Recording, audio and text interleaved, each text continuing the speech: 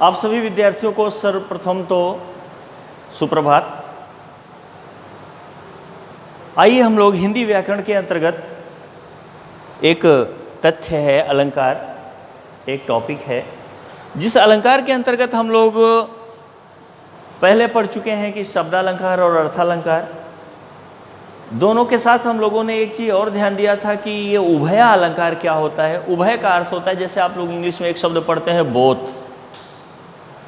या दूसरे तरह से अगर कहें 2 in 1, तो शब्दालंकार के भी गुण जिसमें हो, अर्थालंकार के भी गुण जिसमें हो, उनको उभय अलंकार कहते हैं। अलंकार की बात जब आई तो मैंने आपसे चर्चा की थी कि जिस तरह से किसी मूर्ति के लिए, किसी स्त्री के लिए सुंदर होने के बावजूद उसमें कुछ आभूषण जोड़े जाते हैं, पहनाए जाते हैं, उन आभूषणों से उसको युक्त किया जाता है, बिल्कुल उसी तरह से काव्य शब्दों का एक रूप है। उन शब्दों से अर्थ भी निकलता है, यह भी उसकी एक विशेषता है।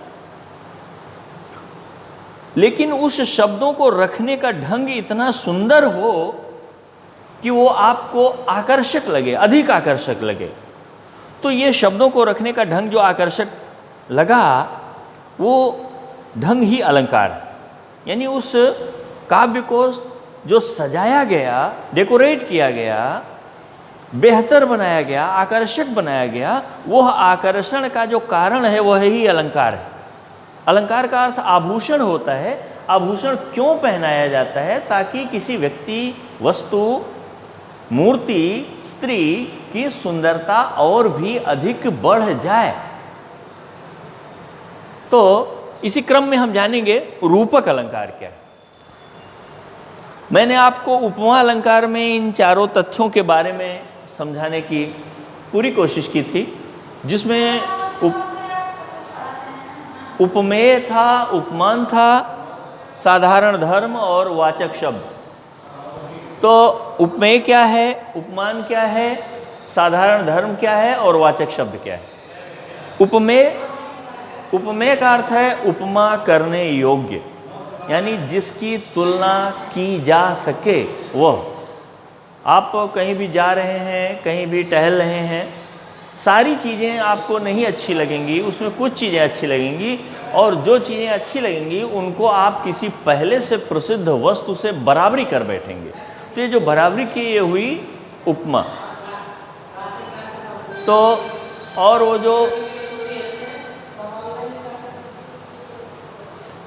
वो जो उपमा है,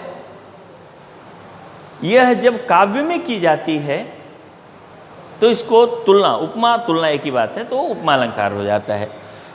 जैसे आप किसी नन्हे बच्चे की हंसी को देख करके बोल दिए, अरे फूल सा खिल उठा, तो फूल खिल करके भी आकर्षण का केंद्र बनता है। बच्चा हंस करके, उसके चेहरे की हंसी खुशी जो है वो भी आकर्षण का केंद्र बन रही है। यह आपने तुलना किया।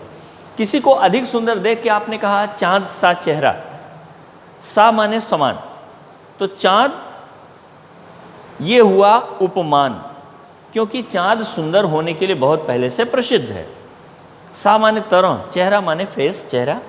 तो ये चेहरा जो है चांद सा सुंदर, बहुत सुंदर है, बहुत प्यारा है, काफ़ी क्यूट है, काफ़ी अट्रैक्टिव है, काफ़ी प्रभावशाली है, किसी को भी अपने तरफ खींच लेने में पर्याप्त है आकर्षण उसके अंदर।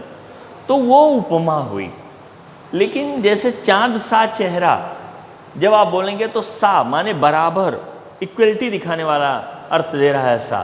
तो वो सा की जगह अगर खाली कर दी जाए, बोला जाए चंद्रमुखी या चंद्रमुख, तो जब बोलेंगे चंद्रमुख यानी चांद ही मुंह है, यानी मुंह ही चांद है। जब आप बोलेंगे मुंह ही चांद है, यानी मुख इतना सुंदर है, बिल्कुल चांद लग रहा, अलग लग ही नहीं रहा है। इसी को कहते हैं अभेद होना, अंतर न रह जाना। तो जब अभेद होता है, अभेद आरोप ही रूपक है। जब दो वस्तुओं के बीच का अंतर मिटा के दोनों को बिल्कुल एक कर दिया जाता है तो इसको अभेद कहते हैं। और इसीलिए मैंने लिखा हुआ है अभेदारोप ही रूपक, आप आगे लगा लीजिए है। या भेद रहित आरोप को ही रूपक कहा जाता है। और जहाँ पे जिस किसी काव्य में इस तरह का वर्णन मिले उसे हम रूपक अलंकार के नाम से जानते हैं। जैसे आप एक किसी भक्त ने कहा चरण कमल बंदो हरि राई, अर्थात हे हरि, हे विष्णु जी, चरण कमल, मैं आपके कमलवत चरणों को, आपके चरण कमल हैं, आपके जो चरण हैं प्रभु कमल हैं, कमल जैसे नहीं कमल हैं, जबकि चरण कभी कमल नहीं हो सकता और कमल कभी चरण नहीं हो सकता। फिर भी क्या बोला, ये चरण कमल जो आपके हैं इनकी मैं वंदना करता हूं। हे हरि, हे विष्णु जी, मैं आपका एक तुच्छ सेवक आपके इन चरणों की वंदना करता हूं जो चरण स्वयं में कमल हैं, जिनकी सुंदरता कमल की बराबर बराबर है। तो यहाँ सम यु इत्यादि नहीं, सम यु माने बराबर है तरह से हैं, ये अर्थ देने वाले शब्द नहीं आए।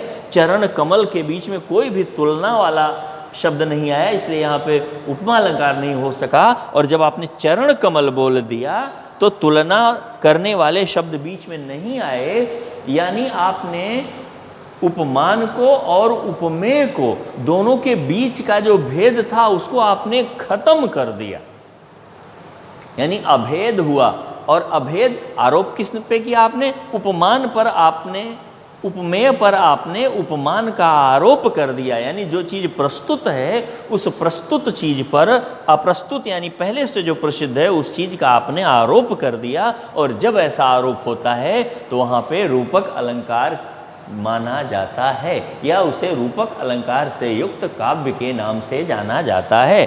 और आगे देखिए, यहाँ पे आपको उदाहरण में मैंने लिखा है, पायो जी मैंने राम रतन धन पायो। मीरा जी की पंक्तियां हैं, मीरा जी बड़ी गदगद होकर के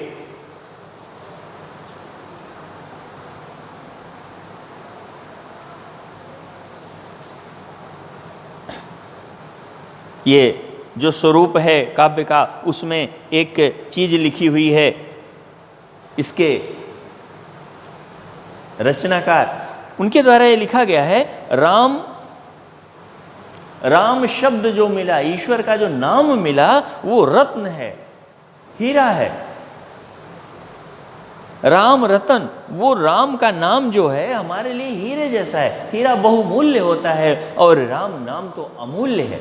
अमूल्य मतलब फ्री का नहीं, फोकट का नहीं, ये नहीं अर्थ लगाइएगा। अमूल्य माने फोकट का, ऐसा अर्थ नहीं लेना है। अमूल्य मतलब जिसका कोई भी मूल्य नहीं दिया जा सकता है। कबीरदास जी ने भी एक जगह कहा था कि हे गुरु जी, आपने जो ज्ञान हमको दिया है, अगर शीश काट लूं, हाथ पे रख लूं और इसके बाद आपका मोल देना चाहूं तो मैं मोल नहीं दे सकता हूं, क्योंकि इस ज्ञान से ही मेरी सारी प्रसिद्धि है, इस ज्ञान से ही मेरा सारा सम्मान है।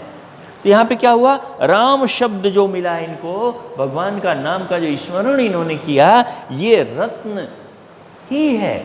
जिस तरह से रत्न बहुमूल्य होता है, व्यक्ति की गरीबी का नाश कर सकता है, व्यक्ति को खुशियों से युक्त कर सकता है धन के मामले में, वैसे ही राम शब्द के मिलने से, राम नाम का जाप करने से, ईश्वर की प्राप्ति होने से जो आनंद मिला वो रत्न के आनंद जैसा है। राम रतन के बीच में कोई तुलनात्मक शब्द नहीं आया है, इसलिए यहाँ पे रूपक अलंकार हो जाता है। और भी कुछ उदाहरण मिलेंगे, वो भी देख लीजिए। बस बात इतनी है कि काव्य में जब दो चीजों की बराबरी की जाए, उपमा अलंकार, अब बराबरी थोड़ा और बढ़ जाए, रूपक अलंकार। जैसे कि आपके हाथ में गुनगुना पानी दे दिया जाए, सुबह सुबह आपने ब्रश किया, फ्रेश हुए, फ्रेश करने के बाद आपको गुनगुना पानी दे दिया, मान लो मम्मा ने गुनगुना पानी दिया, लो इसको पी लो, इसके बाद अब आप अपना जो भी, अगर आप कसरत करते हैं तो वो कर लीजिए, घूमने टहलने जाते हैं तो वो चले जाइए। तो जब गुनगुना पानी मिला, लेकिन गुनगुना के नाम पे मान लो वो पानी आपकी बहन ने गरमाया है और वो नहीं समझ पाई बेचारी, थोड़ा ज़्यादा गर्म कर दी। अब आप पकड़ेंगे, जैसे ही पकड़ेंगे, अरे इतना गर्म, मुंह जलाना है क्या? तो जो आपने बोला वो पानी की गर्मी, पानी में जो हीट दी गई है, गर्मी दी गई, वो इतनी अधिक है कि ओंठों को जला सकती है, परेशान करके रख सकती है। तो ये बात आपने कही, यानी पानी आग की तरह से जलाने में सक्षम है। एक बात तो ये हुई, यहाँ पे आपने पानी की तुलना आग से कर दी। लेकिन यदि वो गिलास पकड़ते ही आपके हाथ से छूट गया, यानी उंगलियां जल गईं, पीने के बाद ओंठ जलने की बात तो दूर, उंगलियां जल गईं, तब आप कहें अरे आग है या अग्नि जल है, यानी आपने जल को बिल्कुल आग ही समझा। जल पर आपने आग का आरोप कर दिया कि पानी दे रही कि आग दे रही है, तो हाथ जला दे रहा, तो मुंह में पीने के बाद क्या हालत होगी, क्योंकि हाथ की चमड़ी जो है मुंह की चमड़ी से तो ज़्यादा ही कठोर होती है। तो जब आपने पानी पर आग का आरोप कर दिया, यानी पानी को ही आग मान लिया, जब आपने पानी को आग के रूप में प्रस्तुत कर दिया, पानी पर आग का आरोप कर दिया, तो वहाँ पे रूपक अलंकार होगा। जब पानी से आग की तुलना कर दी तो उपमा अलंकार होगा। आप लोग इस रूपक अलंकार को मेरे हिसाब से समझ चुके हैं। उपमा में आपको उपमेय, उपमान, साधारण धर्म और वाचक शब्द 4 चीज़ों की जरूरत थी। वही 4 चीज़ लेके आप रूपक अलंकार में भी आएंगे। रूपक अलंकार में फर्क यही होगा, यहाँ पे बात आरोप की होती है। एक और चीज़ आपको बताने की जरूरत है, क्योंकि इसी स्टेप में एक कदम और आगे बढ़ेंगे तो उत्प्रेक्षा मिलेगा। आपको जैसे ही अर्थालंकार पढ़ना होता है, ये 4 चीज़ें कंफर्म करनी। उपमेय, सामने जो चीज़ है वो, आप बाजार गए, बाजार जाने के बाद में आपको एक गुलदस्ता मिला, गुलदस्ता मिला, उसको आप देखते ही बोले अरे ये तो बिल्कुल रियल है, ये रियल जैसा है। जब आप बोले रियल जैसा है तो गुलदस्ता हुआ उपमेय, और असली फूल जो होते हैं वो हो गए उपमान। यानी ये है तो बनावटी, लेकिन असली फूल के बराबर बराबर है। असली फूल हुआ उपमान, सामने का गुलदस्ता हुआ उपमेय, और असली फूल जैसा है, वो जो जैसा शब्द है वो हुआ वाचक शब्द, और दोनों में जो सुंदरता है, कोमलता है, वो हुई उन दोनों में व्याप्त साधारण धर्म। जैसे एक लाइन आती है, हाय फूल सी कोमल बच्ची, हाय अरे अरे ये बच्ची तो फूल जैसी कोमल है। सामने दिखी एक छोटी सी लड़की जो बड़ी प्रसन्न मुद्रा में आपकी तरफ देख के मुस्कुरा दी है। अब आप उसको देखे बड़ा गदगद हो गए, दिल से खुशी निकली, आपने कहा अरे वाह यार बिल्कुल फूल सी प्यारी लग, बहुत क्यूट लग रही है। अब फूल जो है वो क्यूट लगने के लिए, प्यारा लगने के लिए पहले से ही जाना जाता है। एक नन्ही बच्ची जो बड़े ही स्माइली फेस के रूप में आपके सामने प्रस्तुत हुई, वो जो सामने प्रस्तुत है वो हुई उपमेय, माने तुलना करने योग्य। आपने उसकी तुलना किससे की? फूल से की। फूल हुआ उपमान, जैसी शब्द हुआ वाचक शब्द, और दोनों में जो सुंदरता है, दोनों में जो कोमल भाव है, नाजुकपन है, अट्रैक्शन है, वो हुआ साधारण धर्म। इससे आप उपमा अलंकार को क्लियर कर सकते हैं। लेकिन जब उपमेय और उपमान को एक मान, यानी उपमेय पर उपमान का आरोप कर दिया जाए, तुरंत वहां रूपक अलंकार हो जाता है। बच्ची फूल, पुष्प बालिका, लड़की फूल है, लड़की पे फूल का आरोप कर दिया। जब आरोप होगा तो वहां रूपक अलंकार हो जाता है। आज के इस वीडियो में, वीडियो लंबा न हो, इतना ही। एक और वीडियो जिसमें आपके लिए मैं उत्प्रेक्षा अलंकार लेके आऊँगा। उत्प्रेक्षा कहाँ हो जाता है? जब कह दिया जाता है कि बच्ची मानो फूल, कन्फर्म है बच्ची अलग है, फूल अलग है, लेकिन कहा बच्ची मानो फूल, मानो शब्द आ गया, जानहु शब्द आ गया, मनु शब्द आ गया, मनु मानो, जनु जानो, मानहु जानहु इत्यादि शब्द के द्वारा जब तुलना होती है तो वहाँ उत्प्रेक्षा अलंकार हो जाता है। यही इसका अंतर है। उत्प्रेक्षा अलंकार वाले में मैं फिर से इन चीज़ों को आपके सामने व्याख्या करूँगा। धन्यवाद।